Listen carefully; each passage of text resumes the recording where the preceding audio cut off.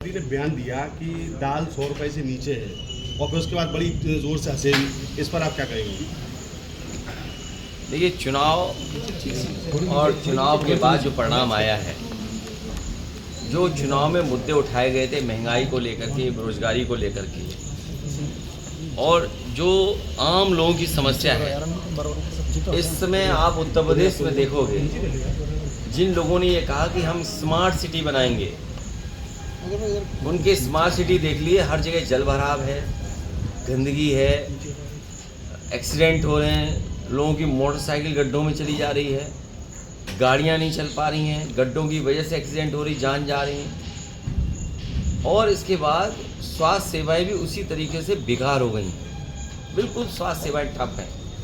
अभी जो हाथरस में घटना हुई वो भी प्रशासन का फेलियर था, अधिकारियों के खिलाफ कार्रवाई हुई है, और जब कार्रवाई की है सरकार ने, तो सरकार ने स्वीकार किया है कि जब अनुमति दी थी, तो अनुमति होने के बाद जो पर्याप्त सुरक्षा, पर्याप्त अधिकारियों का इंतज़ाम होना चाहिए था, वो सरकार ने नहीं किया। और बेरोजगारी अभी भी वैसी दिखाई दे रही है, और उसी पैमाने पर नौजवान बेरोजगार घूम रहा है, नौकरी की तलाश है। ये सरकार के लोग झूठ से चलाना चाहते हैं, और जो ज़मीनी हकीकत है उससे सरकार के लोग दूर हैं। जो महंगाई बढ़ी है उसके ज़िम्मेदार ये खुद हैं, क्योंकि अपने लोगों को मुनाफा कमाने दे रहे हैं। अगर किसान को उसकी फसल की कीमत नहीं मिल रही है, अगर किसान को सही कीमत सरकार नहीं उपलब्ध करा पा रही है, तो जो मुनाफा हो रहा है वो किसकी जेब में जा रहा है?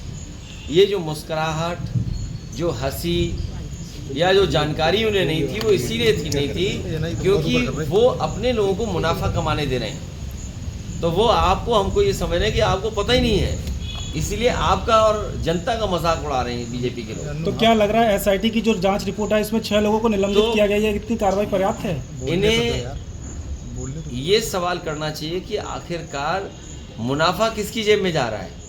आटा महंगा, दालें महंगी, सरसों का तेल महंगा, रिफाइंड तेल महंगा, और जितनी भी खाने पीने की चीज़ें सब महंगी।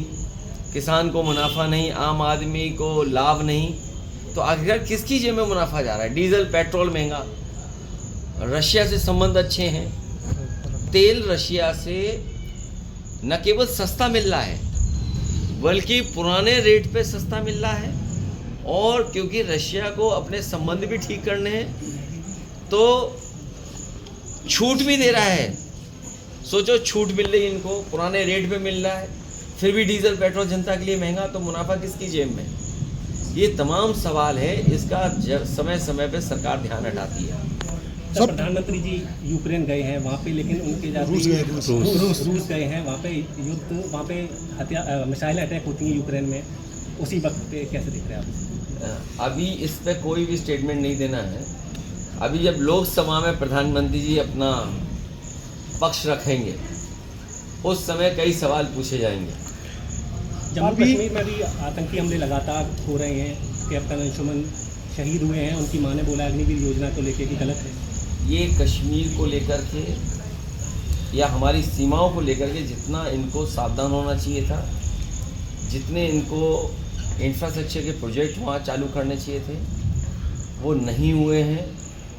फोर्स को पर्याप्त टेक्नोलॉजी के साथ साथ पर्याप्त जो जानकारी मिलनी चाहिए, जिनके इंटेलिजेंस फेलियर है, उसकी वजह से न केवल हमारी इंटरनल सिक्योरिटी खतरे में है बल्कि हमारी बॉर्डर की भी सिक्योरिटी खतरे में है। और चीन के सवाल पर सरकार कुछ बोलती नहीं है। सुनने में आ रहा है, अखबारों में पढ़ने को मिल रहा है कि बड़े पैमाने पर ज़मीन कब्जा हो गई है उधर। आपके कई अखबार के साथी हैं जिन्होंने खबरें भी बनाई हैं और चलाई भी हैं, और सुनने में आ रहा है कि आज जो खबर आई है कि ज़मीन का सबसे बड़ा घोटाला और ज़मीन को भूमाफिया, ये अभी तक तो दूसरों को कहते थे, वो इसीलिए कहते थे कि आपका ध्यान दूसरी तरफ चले जाए, लेकिन जैसे सच्चाई सामने आ रही है, सबसे बड़ा, सबसे ज़्यादा ज़मीनों का काम करने वाला कोई अगर है तो वो भारतीय जनता पार्टी के लोग हैं। लखनऊ में आज नियुक्ति पत्र वितरण कार्यक्रम था, जिसमें मुख्यमंत्री ने कहा है कि पहले सरकारों में लूट होती थी, चाचा भतीजे लूट करने के लिए निकलते थे भर्ती। आप पत्रकार साथी जानते हो कि कुछ कपड़े पहनने के बाद किसी को झूठ नहीं बोलना चाहिए। हाथरस में जो वस्त्र होते हैं, कई बार वो वस्त्र इसकी भी पाबंदी लगाते हैं कि आप झूठ नहीं बोल सकते हैं, आपको सत्य ही बोलना पड़ेगा। तो कम से कम अगर वो खुद नहीं बोल सकते हैं तो उन कपड़ों का ख्याल रखें जो उन्होंने वस्त्र धारण किए हैं। और ये अपना छिपाना चाहते हैं कि हाई कोर्ट ने कॉपियां बदल दी। आपको जानकारी होगी कि कितनी कॉपियां बदली गई, और ये हर नौकरी में इन्होंने घोटाला किया। ये हर नौकरी में इसलिए घोटाला करते हैं क्योंकि इनके अपने लोग कैसे एडजस्ट हो जाए। मेरे पत्रकार साथी जी न्यूज़ वाले, मैं कहता हूँ तुम बहादुर आदमी हो। सैफई मेडिकल यूनिवर्सिटी में जाना और एक एक बच्चे से पूछना, राजस्थान के जो बच्चे वहाँ नौकरी पाए हैं उनसे क्या वसूला गया है या उनकी कोई वजह रही होगी जिसकी वजह से उन्हें सैफई के मेडिकल यूनिवर्सिटी में नौकरी मिल गई। जब इतनी बड़ा सवाल आपने पूछा है तो मैं जानता हूँ तुम बहुत खोजी और बहादुर पत्रकार हो। सैफई बहुत दूर नहीं है, वहाँ ज़रूर जाओगे और ये जानकारी करोगे कि क्या वजह है कि सैफई मेडिकल कॉलेज उसमें कुछ एक ही कोचिंग की इतने बड़े पैमाने पे बच्चों को नौकरी कैसे मिल गई। न केवल सैफई मेडिकल कॉलेज यूनिवर्सिटी में बल्कि लखनऊ में, पीजीआई में ये इसलिए हो रहा है क्योंकि ये आरक्षण नहीं देना चाहते। ये जानते हैं कि आरक्षण देना पड़ेगा तो पिछड़े दलित और पीड़ित परिवार को नौकरी मिल जाएगी। आरएसएस की एक किताब में एक जिक्र किया गया है जिसमें लगातार बढ़ रही जनसंख्या को लेकर उसमें जिक्र किया गया है। उस किताब हमें भी भेज देना, वो भी हम जला दें। मणिपुर में लगातार हिंसा जारी है। वो किताब हमें भेज देना सर। मणिपुर में लगातार हिंसा जारी है, तो इसके लिए जिम्मेदार भारतीय जनता पार्टी की सरकार है।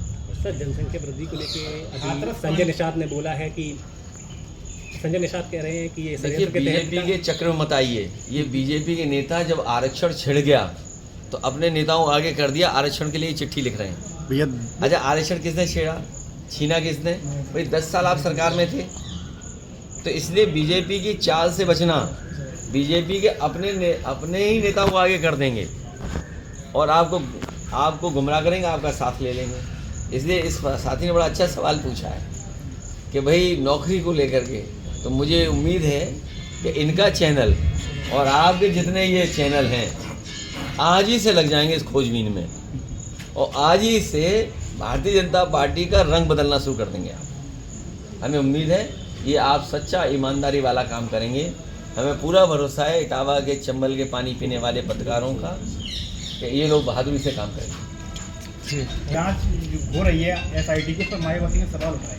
नहीं, इसमें सरकार ने खुद स्वीकार कर लिया है कि सरकार की नाकामी रही, इसलिए उन्हें अपने अधिकारियों के खिलाफ कार्रवाई करनी पड़ी।